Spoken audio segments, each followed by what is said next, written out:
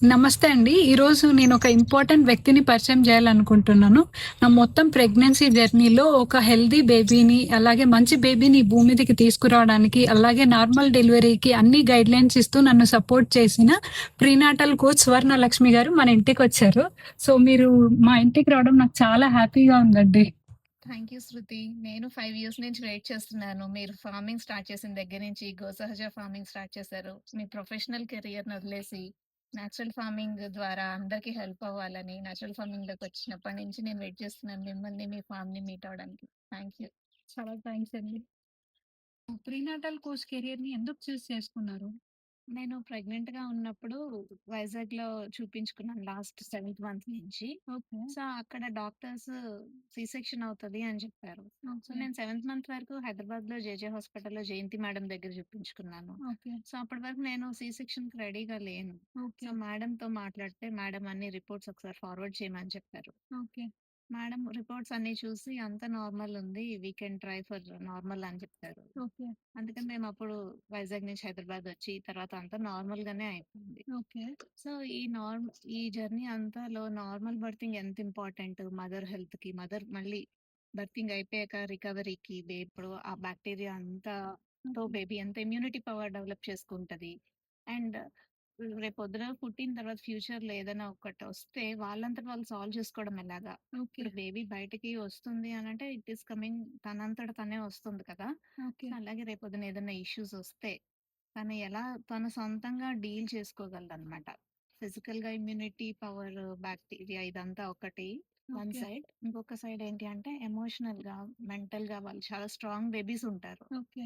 మీ వర్క్‌షాప్స్‌కి సాసా అని నేమ్ ఎందుకు చూజ్ చేసుకున్నారు? అండ్ మీరు ఈ క్లాసెస్ ద్వారా ప్రెగ్నెంట్ లేడీస్‌కి ఏం ఆఫర్ చేస్తున్నారు? నేను ప్రినాటల్ యోగాలో సర్టిఫైడ్ ట్రైనర్‌గా ట్రైనింగ్ తీసుకున్నాను. ఓహ్! ఏకం యోగా అండ్ వెల్‌నెస్ నుంచి. ఓకే. అది తీసుకున్నాక ఏం పేరు పెట్టాలి? మన క్లాసెస్ ఎలా హెల్ప్ అవుతాయి? ఇవంతా ఆలోచిస్తూ ఉన్నప్పుడు మా పాపకి జస్ట్ అప్పుడు 3 ఇయర్స్ అనమాట. తను ఒక 2, 3 పేర్లు చెప్పింది. ఓకే. దాంట్లో ఒక పేరు సాసా అనమాట. హ్మ్. అది మాత్రమే తను పేరు పేపర్ మీద రాసింది. ఓకే. స్పెల్లింగ్‌తో సహా. సో, అంటే అప్పుడింకా తను స్కూలింగ్ గూడా స్టార్ట్ చేయలేదు. యాహ్! తనది ఆ ప్రొనౌన్సియేషన్‌తో అది రాసింది, అది చెప్పింది. ఇంక మేము ఇంకా అదే నేమ్ అని ఫిక్స్ అయిపోయి, దానికి ఓకే. ట్యాగ్‌లైన్ మాత్రం ఏం పెడితే బావుంటుంది అని ఆలోచించి, మన గర్భం లోపల కదా బేబీ ఒక లైఫ్ ఫార్మ్ అవుతుంది. అవును. అందుకని ద లైఫ్ వితిన్ అని పెట్టామనమాట. ఓకే. సో, అది నేమ్. సువర్ణ గారు మీరు పెట్టిన నేమ్ చాలా బ్యూటిఫుల్‌గా ఉందండి. సాసా ద లైఫ్ వితిన్ అని చెప్పేసి. సో, మీరు ఇక్కడ ఈ క్లాసెస్ ఏం ఆఫర్ చేస్తున్నారు ప్రెగ్నెంట్ లేడీస్‌కి దీని ద్వారా? ఇప్పుడు యావరేజ్‌గా మన అడల్ట్‌ని తీసుకుంటే, యావరేజ్ వెయిట్ ఎంతుంటుంది? ఒక 60 కేజెస్ అని అనుకుందాం. హ్మ్. కానీ బేబీ పుట్టినప్పుడు ఎంత వెయిట్ ఉంటది? 2 ½ నుంచి 3 ½ అవును. మధ్యలో ఉంటుంది. హ్మ్. కానీ ఓన్లీ ఒక బ్రెయిన్‌ని తీసుకుంటే అడల్ట్ బ్రెయిన్‌లో బేబీ వెయిట్ పుట్టేటప్పటికే 70% ఉంటది. ఓకే. సో, 70% డెవలప్‌మెంట్ అంతా వూమ్బ్‌లోనే అవుతుంది. ఓకే. మిగతా 30% ఇదంతా అవుతుంది. So, first 1000 days of the life బేబీకి చాలా ఇంపార్టెంట్. తన ఓకే. బ్రెయిన్ డెవలప్‌మెంట్‌కి ఫిజికల్‌గా అండ్ బ్రెయిన్ డెవలప్‌మెంట్‌కి. వీటన్నిటికి కావాల్సిన ఎక్సర్‌సైజెస్ ఏంటి? ఏం చేస్తే బేబీ హెల్తీగా పెరుగుతుంది? అవన్నీ ఫస్ట్ 1000 డేస్‌లో ప్రెగ్నెన్సీ రాకుండా ముందు నుంచి కూడా చాలా జాగ్రత్తలు తీసుకోవాలి మనం. ఓకే. అక్కడి నుంచి కౌంట్ చేస్తే ప్రెగ్నెన్సీ వచ్చిన దగ్గర నుంచి 1000 డేస్ అంటే ఆల్మోస్ట్ 3 ఇయర్స్ వరకు. బేబీ పుట్టాక 3 ఇయర్స్ వరకు ఆ డేస్ చాలా క్రూషియల్ అనమాట. ఓకే. అన్ని రోజులు ఏం చేయాలి? ఎలా బేబీని చూసుకోవాలి? బేబీతో ఎట్లా మాట్లాడుతూ ఉంటే మనకి చిన్న చిన్న కాంప్లికేషన్స్ వస్తూ ఉంటాయి ప్రెగ్నెన్సీలో. థైరాయిడ్, డయాబెటిస్ ఇవన్నీ జెస్టేషనల్‌గా వస్తా ఉంటాయి. అవన్నీ న్యాచురల్‌గా మన ఆలోచన ద్వారా ఎలా మార్చుకోవచ్చు? రీసెంట్‌గా ఒక అమ్మాయికి థైరాయిడ్ గూడా తగ్గింది. ఓకే. జెస్టేషనల్ డయాబెటిస్ వచ్చింది ఇంకొక అమ్మాయికి. తనకి గూడా తగ్గింది. జస్ట్ ఒక 1 వీక్ ప్రాక్టీస్‌లోనే మనం చెప్పే క్లాస్‌లో వాళ్ళు ప్రాక్టీస్ చేస్తే చాలు. ఓకే. చేస్తే వాళ్ళకి 1 వీక్ 10 డేస్‌లోనే మళ్ళీ మేము బిఫోర్ అండ్ ఆఫ్టర్ రిపోర్ట్స్ తీపిస్తే వాళ్ళకంతా నార్మల్ వస్తుందనమాట. ఓకే. ఎంత మన మైండ్ సెట్ ఎలా ఉండాలి? మైండ్ సెట్ కూడా చాలా ఇంపార్టెంట్ రోల్ ప్లే చేస్తది. ఓకే. సో, మైండ్ సెట్ ఎలా ఉండాలి? మదర్ ఏం చేస్తూ ఉండాలి ఆ టైంలో? జనరల్‌గా అనుకుంటారు ఫాదర్ నాకేం సంబంధం లేదు. ప్రెగ్నెంట్ అమ్మ ఒక్కతే అమ్మ లోపలే ఉంది బేబీ కాబట్టి అని అనుకుంటారు. కానీ ఫాదర్స్ రోల్ కూడా చాలా ఇంపార్టెంట్ దీంట్లో. అవును. సో, ఫాదర్ ఏం చేస్తూ ఉండాలి? ఓకే. ఎలాంటి మిగతా ఫ్యామిలీ మెంబర్స్ ఏం చేస్తుండాలి? ఎలాంటి ఎన్విరాన్మెంట్‌లో పుట్టాలి?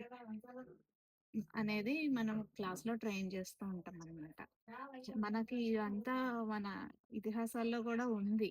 ప్రహ్లాదుడు ఒక రాక్షసుడు కొడుకైనా కూడా అంత గొప్ప భక్తుడయ్యాడు అంటే ఎన్విరాన్మెంట్ ఎంత ఇంపాక్ట్ చేస్తుంది అనేది చాలా ఇంపార్టెంట్. అలాంటి ఒక ఎన్విరాన్మెంట్ మనం క్రియేట్ చేస్తే ఒక ఫ్యూచర్ జనరేషన్‌ని మనం ఎంత స్ట్రాంగ్‌గా తీసుకురావచ్చు. అది అందరికీ హెల్ప్ అవ్వాలి. దానికోసమే ఈ క్లాసెస్ అన్నమాట. యాహ్! సువర్ణ గారు, ఇక్కడ నేను ఒక చిన్న నోట్ యాడ్ చేయాలనుకుంటున్నాను. మీ క్లాసెస్ విన్న తర్వాత నేను కూడా నా బేబీని టాక్ టు బేబీ చేశాననమాట.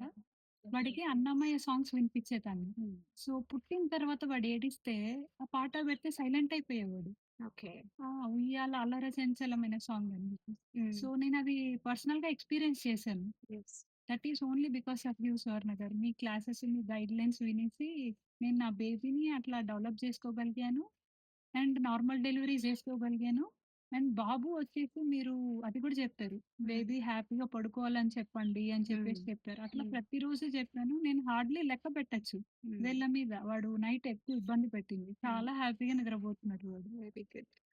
సో, ఇది స్ట్రెంగ్త్ ఆఫ్ ఎ మదర్. ఆ మదర్ ఒక తన శక్తిని తను తెలుసుకొని, తను ఏం మాట్లాడాలి, ఎలా మాట్లాడాలి కూడా మనం గైడ్ చేస్తామనమాట. అప్పుడు అన్నీ సింపుల్‌గా జరిగిపోతా ఉంటాయి.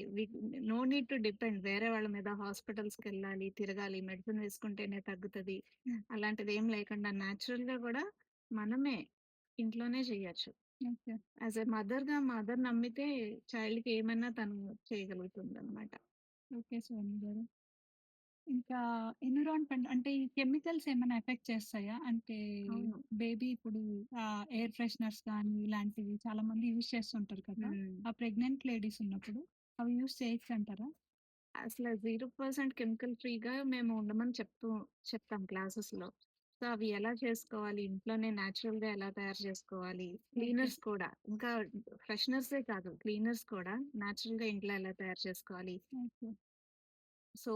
సోప్ దగ్గర నుంచి, డిటర్జెంట్ దగ్గర నుంచి అన్నీ ఇంట్లో ఉన్న ఇంగ్రీడియెంట్స్‌తోనే ఎలా తయారు చేసుకోవాలి. సో, అది ఇన్‌హేల్ చేస్తది మదర్. మదర్ ఏమి ఇన్‌హేల్ చేస్తే అది బేబీకి వెళ్తుంది కాబట్టి, అవంతా వాళ్ళ హెల్త్ మీద ఇంపాక్ట్ చూపిస్తూ ఉంటది. సో, కెమికల్ ఫ్రీ ఉండాలని చెప్తూ ఉంటాం. ఓకే సువర్ణ గారు. మీ నుంచి చాలా ఇన్ఫర్మేషన్ తెలుసుకున్నాను ఈరోజు నేను. మీలో ఎవరైనా ఇంట్రెస్ట్ ఉండి ప్రెగ్నెంట్ లేడీస్ కనుక ఉంటే వారు ఇన్‌స్టాగ్రామ్ పేజ్‌లో సాసా అని పేజ్ ఉంటది. నేను ట్యాగ్ చేస్తాను. మీరు ఒక్కసారి తనని కాంటాక్ట్ అవ్వండి. తన ఇవి చూడండి. తన రివ్యూస్ చూడండి. అన్నీ చూసి తనతో మాట్లాడితే మీకు క్లియర్ ఐడియా ఇస్తారు. ఎలా ఉండాలి ఒక ప్రెగ్నెంట్ లేడీ అని జెప్పేసి. సో, అది నేను చాలా రోజుల నుంచి పరిచయం చేయాలనుకుంటున్నాను. ఈరోజు కుదిరిందండి. థాంక్ యూ సువర్ణ గారు. Thank you so much Shruti.